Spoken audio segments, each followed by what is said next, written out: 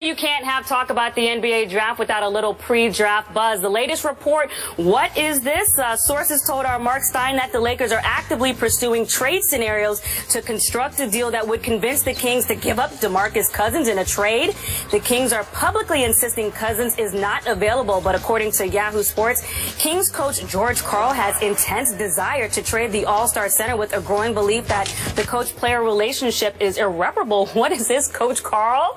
Not perhaps wanting DeMarcus Cousins. How do you feel about this? Go ahead. Well, that didn't take long. George Karl got there. Right. And DeMarcus Cousins, although, by the way, anybody that can tweet emojis using Jay-Z's Blueprint 2 saying when the grass is cut, the snakes are going to be there. Anybody that can use that, DeMarcus Cousins, you have me at hello, brother. Little shout out. He is a perfect fit for any team. This guy last year averaged over 24 points per game, over 12 rebounds, over 3 assists. And don't give me the whole, well, he's being selfish. He re-upped in Sacramento, signed an extension back in 2013 for 4 years and $62 million, and donated $1 million of that for charities in Sacramento. DeMarcus Cousins, if that guy is on the market, I know he has trust issues.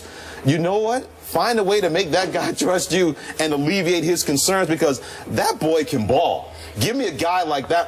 If I'm the Lakers, if I'm the Clippers, if I'm the Knicks, if I'm a team in China, if that guy's available, give me that guy that can bring that kind of production, and I know a guy that's going to play hard pretty much every night. Even the guy, go ahead. Even the guy that was suspended in 2012 and yet is still in the top 10 of most immature players. You still Here's cool with that? You know, I'm not giving a pass on that. If the numbers outdo the behavior, cool. But I'm not giving him a pass on that. But we don't know the inner workings of that situation in Sacramento, what the dynamic could have been between a coach and a player. I know if I'm DeMarcus Cousins and you bring in George Karl, you say he's going to help me, and then all of a sudden he's hell bent on getting rid of you. I'm not trusting anything that you tell me anyway. So he does have immaturity issues. I'm not going to bypass that, and nobody should. But if you bring a guy in like that, and you let him know, you have our trust. And if he feels that, if he can do that and not trust people, what is he going to do if he's going to trust people?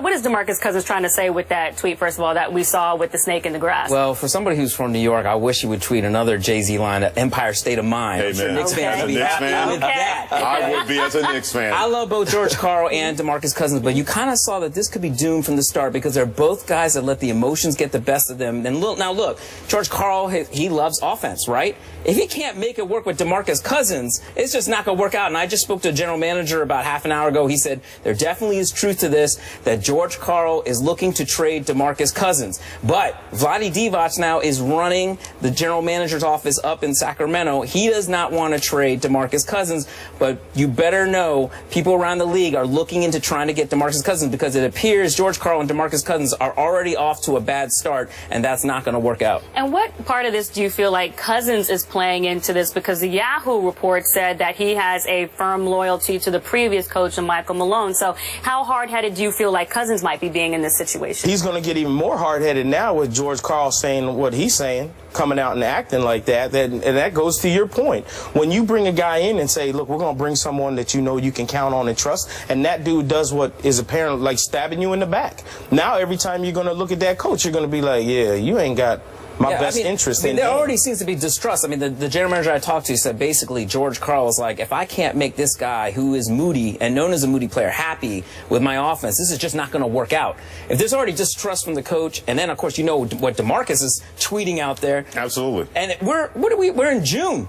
You know what I mean? So perhaps the trade talks will heat up on Thursday, because usually a guy like DeMarcus Cousins, if he is indeed going to be on the trading block, things are going to heat up Thursday. They're going to heat up in the summertime. So the Kings should wait, though, to see what they can get for DeMarcus Cousins.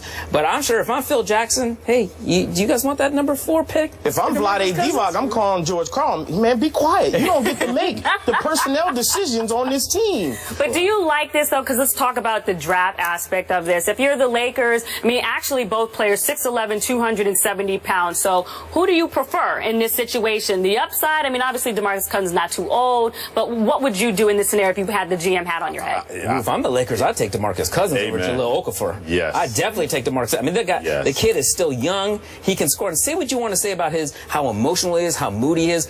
when he balls out, he balls out. And you think he's going to have maturity issues with Kobe? Kobe's only there for one more year. I know, but that's what I'm saying. For that 1 year, Kobe's going to quell that Kobe wants quick. his players to play hard. You know, and that's and you one can't thing. question that about DeMarcus. And that's the beauty. That's where you can change the difference between playing with high emotion and then playing over the edge with high emotion. And I think Kobe would help him differentiate the two. So if you're the Kings, how much do you need?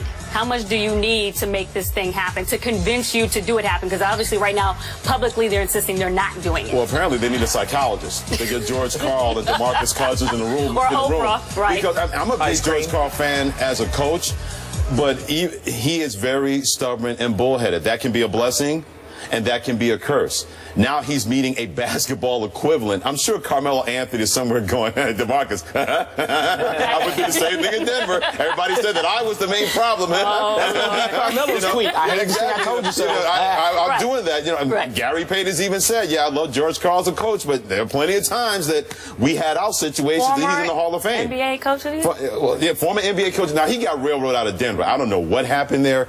Personality conflict, whatever that was. Won a lot of games. I was there. He got railroaded out of Denver, but in a situation like this didn't take long at all for George Karl to look at DeMarcus Cousins and say, well, I can't make it work with him, and that's going to be the end of that. Disrespecting, I mean, for it to happen so quickly, like what must have happened to make that fissure happen so strongly and so quickly? That's a really good question. I mean, we don't know. When you get human dynamics involved, you may think you can put two people together and it's going to work, and then within 2 minutes you say to yourself, well, that's a bad idea right there. So I don't know the inner workings of that, but what I do know is what's been put in front of us, and that is apparently a guy that was second team All-NBA. It's hard to make an All-NBA team when your team stinks.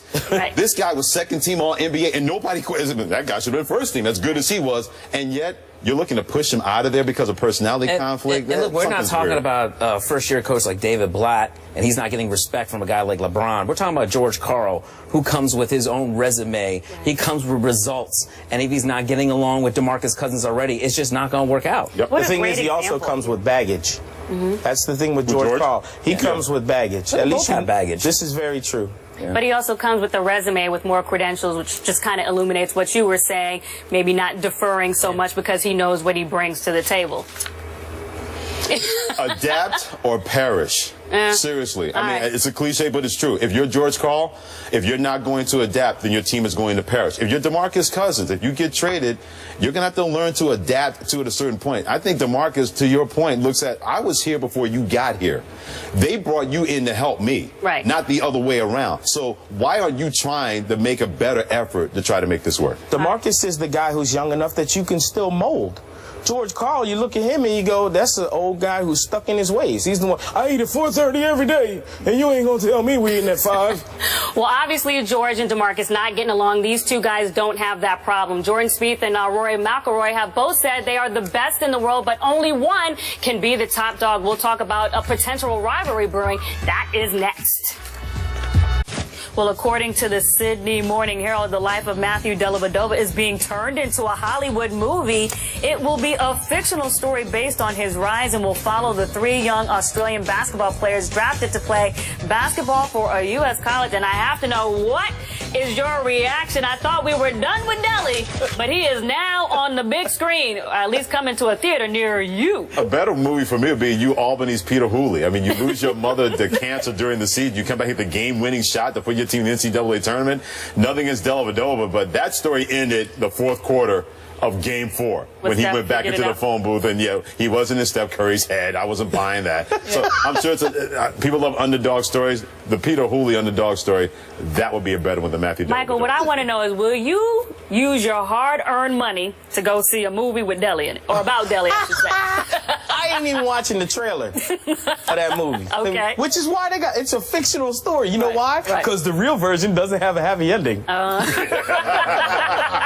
What's going to happen to Deli in the Deli. What are they going to do in the real movie? Like 30 minutes in, he could be cramping up. Oh, Deli, I appreciate your hustle. We're going to at least get that out on the Don't debate. punk up now because of what We he appreciate said. his hustle. But just, not make it all Does he have to have a cup of coffee before he does his movie, too? Oh. Wait, does the movie have a title? Because I know what Taj Gibson, Al Horford, and Draymond Green would call it. I still hate Matthew Dellavedova. Yes, they do. Who's going to play him? Jerry Ferrara, a Turtle from Entourage? Would he be a good one? Turtle's my boy, though. He might actually play him pretty good. But the title of the movie could be Diving on You. So what do you think will be the total earnings for this movie? About 12. How much did the Much FIFA more movie than the make? FIFA movie. No, not that much more. Yeah, it'd be much not more. That much more. Dellavedova was a better story than Whatever. FIFA. He's got to give his mom free tickets. She'd be the only one paying. The overachieving underdog, far better than corruption in FIFA. I would go see Jurassic World a third time before I see that. Well, guess what? You know who's earning a lot of money? Jameis Winston. He was asked in an interview with NFL.com who he most looks forward to being matched up against, and he said the player I'm most looking forward to play against, what's this, has to be probably J.J. Watt. Is this smart? You've been in the league 0.5 seconds, Ohm. Is this smart to say? Why not? I like Jameis' swagger. You know what I mean? This is part of the reason why I'm going to watch Jameis this season. I just want to see how he's going to do against guys like this. He's a big guy, too. You know what I mean? I want to see J.J. Watt go up against him, try to bring down Jameis Winston, and see if Jameis can get out of that. I think it's going to be something. I hope Jameis doesn't end up being a disaster this year. That's one thing I don't want to see.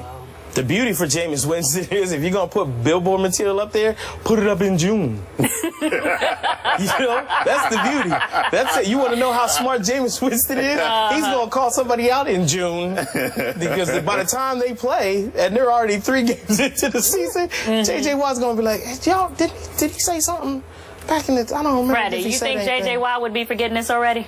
Oh, hell no. He's not forgetting that. I mean, J.J. Watt, for my money, is the best player pound for pound in the National Football League. I'll take him what he does week in and week out. I know it's a quarterback-driven league.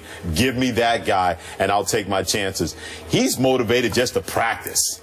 Not just games. He's motivated to practice. So something like this will catch his antenna. He's not going to forget about it. But, you know, if you're Jameis Winston, if you want to be the best, why not say, hey, if I'm going to be at that level, that's a guy that my team has to take down. It's not just about quarterback versus quarterback. It's about, man, I know J.J. Watt's coming for me. Go ahead and bring it. I'm not backing down. I'm not going to shrink from any kind of pressure you're going to put on me. So I'm not bothered by that. But I'll say this. If you're gonna fat mouth, can't be a slouch in the ring. So if you're Jameis Winston, you put that out there and you fat mouth about it, go out there and deliver. Because if you don't, it's going to be a lot worse for you than if anybody else has said that. And here's the thing. He's not just saying this arbitrarily. The Bucs actually faced the Texans in Houston week 3, but you know J.J. Watt is also known for the pass deflection and getting his hand up in the passing lane. So he's gonna run it 50 yards for a touchdown. Absolutely. So when the two of them face, how many sacks do you feel like J.J. Watt might get? Ooh, I think J.J. Watt will get 2 sacks, and he could get a pick 6, and he'll probably score a touchdown catching his tight end too. And I wanted to do the dance of the commercial. It takes 2 to make the. I wanted to do that. When he sacks him, I wanted to see that from the commercial. Right. And Caroline Wozniacki, they're dating. Rumors out there. She may be there. She may be doing the dance. Let me tell you, I will say this about James. If you're going to call somebody out, you call out the best. Yeah. You know what? Don't if he call knocks out, down a don't couple call passes scrubs. and runs back a pick 6, and Jameis still gets the win. They need something to talk about in Tampa. Yeah, absolutely. They absolutely need something to talk Absolutely. about in Tampa. Yeah, because remember that image, Jameis Winston playing when he's still in college with him slipping back like on a banana peel, and so J.J. Watt sees You know something when like that that. first It's sack over. comes, he's going to be like, hey, can I get some crab legs? Oh, please. Well, you know what? Yeah, I went there. Yeah, I went there, so stop I went there. Oh, we can't even leave the crab legs in the past. Now, this is your last day on the desk, so how'd you enjoy yourself talking to kettlebell guy over here and Puff Daddy's best boy over here? When else on First Take have they ever talked about New Kids on the Block, Puff Daddy, and we can have some around base? And around base, exactly. So you know what is our final ending theme song here? What is it going to No be? kettlebells? No problem. So I can't even pick up this. But see, I need to. Everybody wave and say goodbye. We appreciate you joining us. Come back tomorrow at 10.